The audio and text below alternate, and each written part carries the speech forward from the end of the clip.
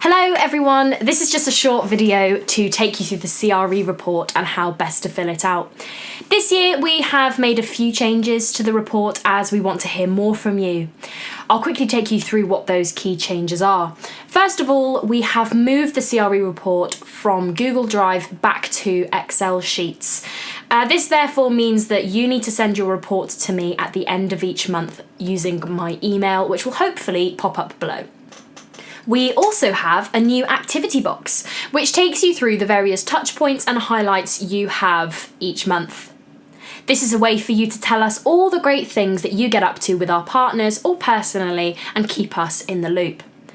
Finally, each month will have its own separate sheet. The purpose of this is to clearly identify each month's engagement without any confusion or overlap. Now, what will be staying the same is the deadline. So they're going to be due at 12 p.m. on the last Friday of each month. December, however, is an exception to the rule and will be due on Thursday, the 19th of December at 12 p.m. But don't worry about remembering that date. I will be sending lots of reminders. So let's go through the report itself and look at step 1, the highlights and your highlights of this month.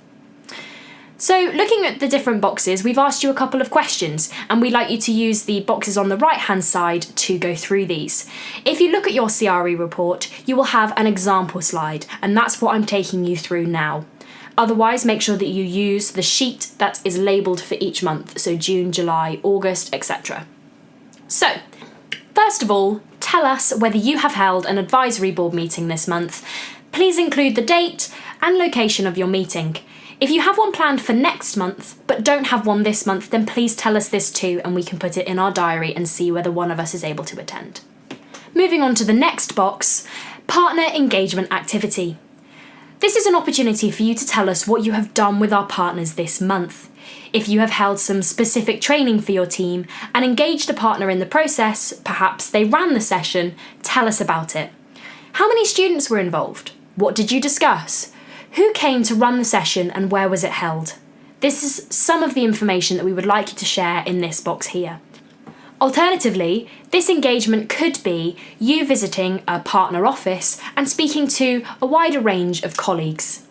Or this could be an advisor coming onto campus, or maybe you held a jobs fair, or anything else which involves direct engagement with a partner. Moving on to the next box, CRE highlight. What has been your highlight of the month? Have you achieved anything this month which you are particularly proud of? Did you get any new business advisors, or did you hold an advisory board meeting with over 50% of your network attending? Maybe your team has entered a competition with one of our partners and has been successfully shortlisted to the next stage. Tell us about these things. Please feel free to tell us more than one highlight too. Moving on to the final box of step 1, team applications. We are really keen to see where our Enactus students go after or during their studies. So if you know of any members who have applied or successfully been hired by one of our partner companies, then let us know in this section here. If you're not sure who our partners are, then check out our website for more information or look at the resource centre, which has all of this information about CRE reports, CRE training, the role and more. Let's move on to step 2. Here you have a list of all of your advisors in your network and you need to fill out the required information for each of them. If you scroll across to the right, past the email box, then you will see 5 boxes for you to fill in. What I'm going to do now is just really quickly take you through each aspect of those boxes. Now I know some of them are quite self-explanatory, so I'll do this as quickly as I can. The first one, date of last contact, is as it sounds. This is the last time that you contacted your advisors, so make sure that you pop a date in this section. The second box is a status update. Here you use the drop-down boxes to tell us about your advisor's engagement status. Very quickly going through each of the drop-downs, advisor engaged means that you are in contact with your advisor and have heard from them and you have been responding to them throughout the month.